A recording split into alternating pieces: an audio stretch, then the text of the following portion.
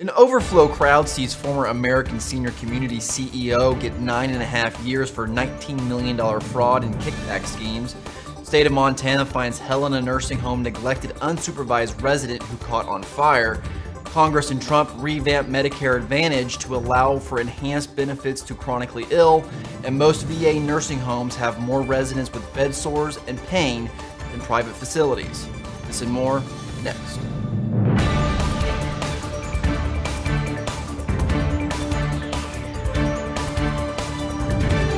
You're watching LTC News with Dane Henning. Welcome to CNA TV Long-Term Care News. I'm Dane Henning. Happy Independence Day.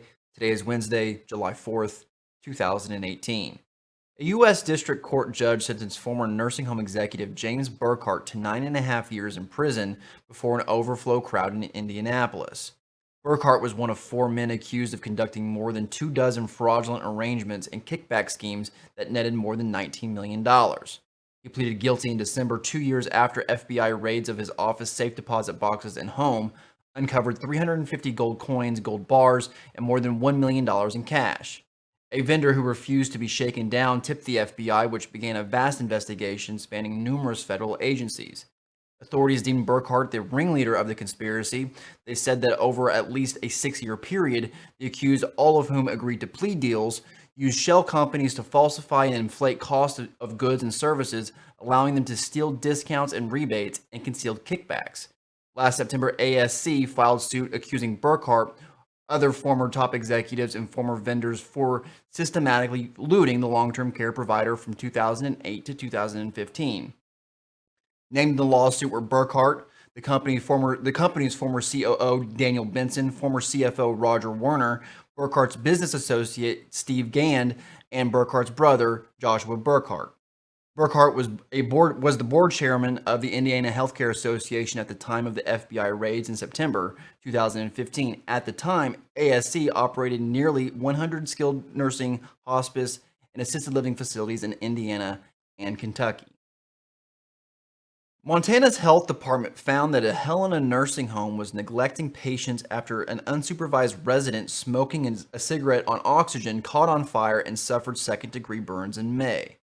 On behalf of the Centers for Medicare and Medicaid Services, the Montana Department of Public Health and Human Services conducted a survey of Big Sky healthcare community after receiving a complaint about the facility. The survey found that the Helena facility neglected the resident when she was outside unsupervised on May 1st. The resident was on fire for approximately 10 minutes before staff reached her and called emergency medical services, according to a resident who witnessed the incident. The resident died several weeks later.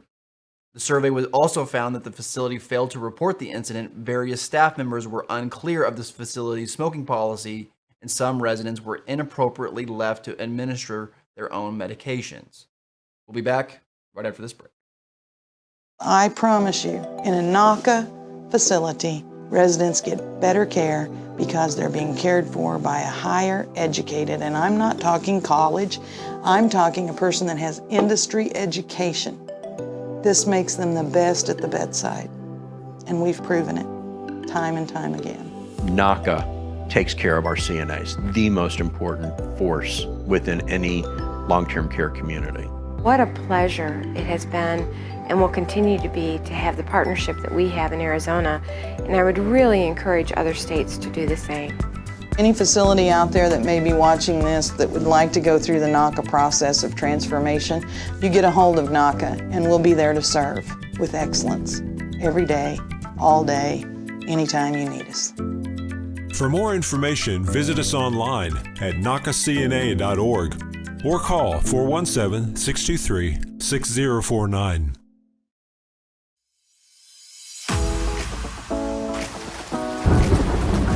I suppose I shouldn't be complaining because I have several friends and relatives up in northern Iowa who have it a lot worse than I do down here in southern Missouri right now. The past can hurt.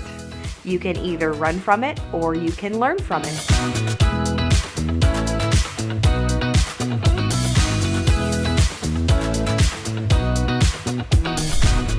Watch Katie in the Morning with Katie Page, weekdays, 10 a.m. Central.